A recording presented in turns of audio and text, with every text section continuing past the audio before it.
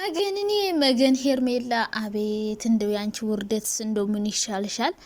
ቆይ አሁን ሻንጣውን ራሱ አብረሽ መውሰድ የሚያቅተው ልጅ ነው? ጡጦ የሚጠባ ልጅ ነው? ህጻን ልጅ ነው? አብረሽ እኮ ደህና ነው። መጀመሪያም ሲጀመር አልታመምም። ታመም ያለው ደግሞ 500,000 እስከሚገባ ነው። 500,000 ከገባ በኋላ አብረሽ አልታመምም። ሲጀመር በጣም ደህና ነበረ።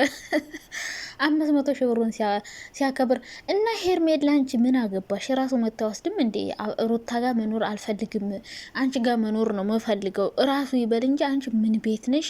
ማንሽ? ምንድንሽ? ልብሱን ወስደሽ በግድ የምትወስጂው? አሁን እኮ አብርሃምን ይዘሽው ያልመጣሽ ለምን? እኔ ጋር መኖር ትፈልጋለህ? እሷ ጋር ሲጠየቅ ሩታ ጋር መኖር እፈልጋለሁ እንዳይል ነው። አሁንም ቢሆን ፍርሃት፣ ኮንፊደንስ የለሽም። አብርሽን በግድ ይሆናል ከአንቺ ጋር ረግሹ እንጂ ፈልጎ ላይሆን ይችላል። እና አሁንም ቢሆን አብርሽ ሲጫወትብሽ ይኖራል እስከ ዘላለምሽ ማለት ነው። ሲቀጥል ራሱ መጥቶ መውሰድ አይችልም ወይ ነው? እሱ ህጻን ልጅ ነው፣ ጡት የሚጠባ ልጅ ነው፣ ጡጦ የሚጠባ ለምንድነው እሱ መጥቶ መውሰድ እየቻለ አንቺ መተሽ የእሱን ሻንጣ ካልወሰር ሞች ይገኛለሁ የምትይው ለምንድን ነው? እሱ ራሱ መጥቶ ይወሰድ እስኪ። ኮንፊደንስ ካለሽ በራስሽ የምትተማመኝ ከሆነ አብርሃም ራሱ መጥቶ ሻንጣውን እንዲወስድ አድርጊ እንጂ ቀጥ ብለህ ሻንጣውን አምጪ ራሱ ከፈለገሽ ራሱ መጥቶ ይወስዳል። ራሱ መጥቶ ይወስዳል። ከፈለገ ሩታ ጋር መኖር አልፈልግም ታይኝ ብሎ ራሱ መውሰድ ይችላል እንጂ አንቺ በግድ አሁንም ባለፈው እኮ ምንድነው የተባባላችሁት? ሩታንም ሆነ አንቺን ራሱ መጥቶ መርጦ እሷ ጋር ነው መኖር የምፈልገው ካለ እሷ ጋር፣ አንቺ ጋር ነው መኖር የምፈልገው ካለ ደግሞ ከአንቺ ጋር ተባልሽ እንጂ አንቺ ግን ቀጥታ መተሽ ሻንጣውን ልወስድ ነው አምጪ። እሱ ይጠቅ መጀመሪያ እሱ ከአንቺ ጋር መኖር እፈልጋለሁ እኮ አላለም። ሻንጣውን ልብሱን ወስደሽ ምን ልታረጊው ነው? አቤላም ወደ ድሮ ፍቅረኛው ተመልሷል። ስለዚህ ሄርሜላ ቁረጪ። እህትየው ደግሞ አቤላን ትለምነዋለች። እናንተ ልክ እንደ እህቷ ኮፒ ፔስት ከዛች ካልቀሞ ብላ ትለማመጣለች፣ ትለምናለች ምናምን። እንዲሁ ልመና ዘራችሁ ነው። እንዲሁ ቤተሰቡ በሙሉ የወንድ ጥማት ያለበት ነው። ወንድ የለም እንዲሁ የሚጠይቃችሁ የሚያጫችሁ ነው። ዘራችሁ ጥሩ ዘር የላችሁም። ምንድን ነው እንደዚህ አይነት? ሲያዩዋችሁ ቆንጆ ናችሁ፣ ላያችሁ ያምራል ምናምን፣ ግን ለምንድን ነው ወንድ የምትለምኑት? የምር የምታሳድዱት እንዴ? ቤተሰቡ በሙሉ በቃ ወንድ እየለመነ እያጨነ አባት እናታችሁ የሚያጋባችሁ ቤተሰባችሁን ለምን የምታሳፍሯቸው እንዴ? አብርሃም ራሱ እስኪ ከአንቺ ጋር መሆን እንደሚፈልግ መጥቶ ይናገር። ራሱ መውሰድ እፈልጋለሁ ሻንጣዬን ከሩታ ጋር መኖር አልፈልግም ብሎ እስኪ ይምጣ። ከዛ በኋላ እንደዛ ብሎ ይምጣና እስኪ ወይ ደግሞ እንግዲህ እኔ አንዳንዴ አብረሽ ከሄርሜላ ጋር ተመካክሮ ምናልባት ይሆናል ብዬ አሰበው፣ ግን አይመስለኝም እንደዛ። እና ብቻ ያም ማለያ አንቺ አይደለሽም የሱን ሻንጣ ለመውሰድ መምጣት ያለብሽ።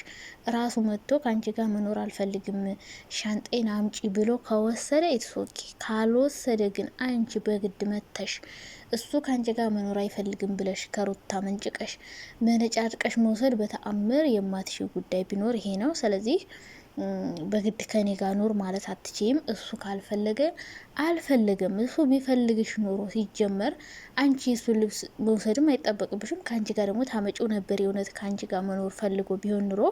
ሰላም ደህናቸው ደህና ናቸው የኔ ወደች የኔ ማሮች፣ እኔ በጣም ደህና ነኝ እግዚአብሔር ይመስገን። ዛሬ እንግዲህ ሴቶቹ እየተደባደቡ እየተዋቀሱ መጥተዋል። ከዛ በፊት ግን ላይክ፣ ሼር፣ ሳብስክራይብ አድርጉ። ሀሳብ አስተያየታችሁን ኮሜንት ላይ አስቀምጡልኝ የኔ ወዶች። እንግዲህ ታምራቱ እንደቀጠለ ነው። ድራማ እየሰሩ ይሁን እውነት ይሁን ዞሮ ዞሮ አስተያየት እንሰጥበታለን። ምክንያቱም እንደዛ አይነት ኧረ በስመ አብ እስከ መቼ ነው ግን በዚህ ልጅ እየተጣላችሁ የምትቀጥሉት?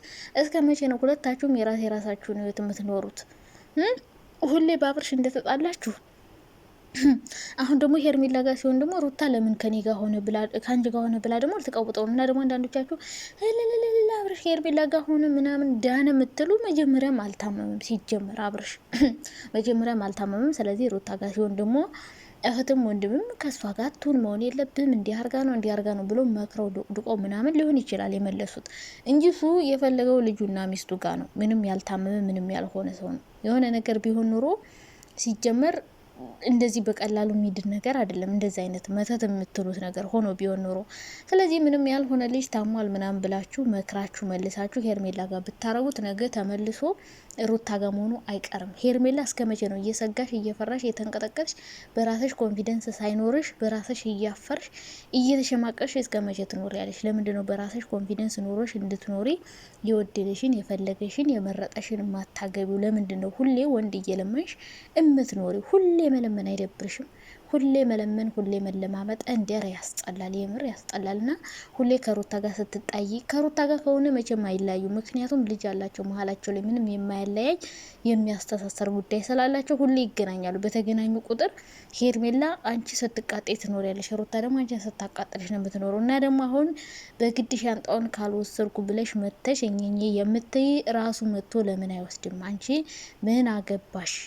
አብረሽ አንቺን ከፈለገች ለምንድነው ራሱ መጥቶ ሩታን አልፈልግም አንቺን ነው የምፈልገው ብሎ ለምንድነው አብረሽ ሻንጣውን እንዲወስድ ያልፈቀድሽልን? ለምን ታስገድጀዋለሽ? ለምን በግድ ሻንጣውን መውሰድ ፈለግሽ? ሻንጣውን ወስደሽ ምን ልታረጊው ነው? ከሀገር እንውጣ ምናምን ልትይ እንዳይሆን ብቻ እና ራሱ መጥቶ ይውሰድ። ሁሌ ከሰው ሚስት ጋር የሰው ባል ካልቀመው ብለሽ ይህኔ ምን አይነት ጭንቅላት እንዳለሽ አላቅም። አብራችሁ የምትሰሩ ሰዎችም ትገርሙኛላችሁ። ምክንያቱም እንዴት ነው አባት ያለ ልጅ ይደግ ብላችሁ በዚህ ልክ የራሳችሁን ከርስ ሆድ አስቀድማችሁ ገና ሄርሜላ ገንዘብ እየሰጠች ሁላችሁንም እየገዛች ሩታን ለማሸነፍ ብላ ያኔ ውርደት መስሏት ሼም መስሏት። ምክንያቱም ሴት ሆናችሁ መናቅ አለመፈለግ በጣም ነው የሚደብረው።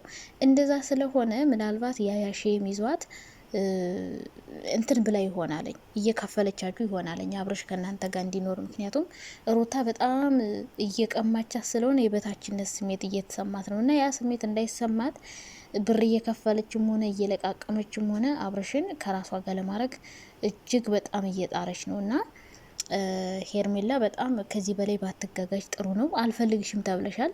ስንቴ ነው አልፈልግሽም ያለሽ? ነገም ደግሞ አሁን ዛሬ እሺ ከአንቺ ጋር ሊሆን ይችላል። ምክንያቱም ኢትዮ ቀዝቀዝ አለ። በቃ 500 ሺህ ግማሽ ሚሊዮን ገባ አይደል?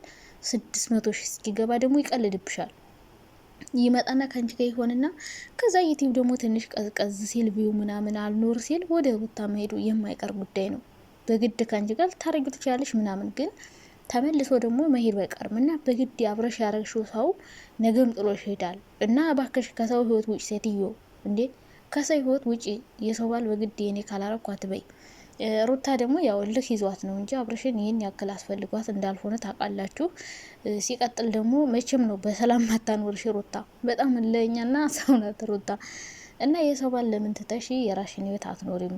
የሰው ባል ካልቀመው ብለሽ ለምንድን ነው ፉን ፉን የሚያረግሽ? የበታችነት ስሜት ከተሰማሽ ችግር የለውም። በቃ ቆንጆ ነሽ፣ ከሩታ ትበልጫለሽ ምናምን በቃ ይሆንልሽ።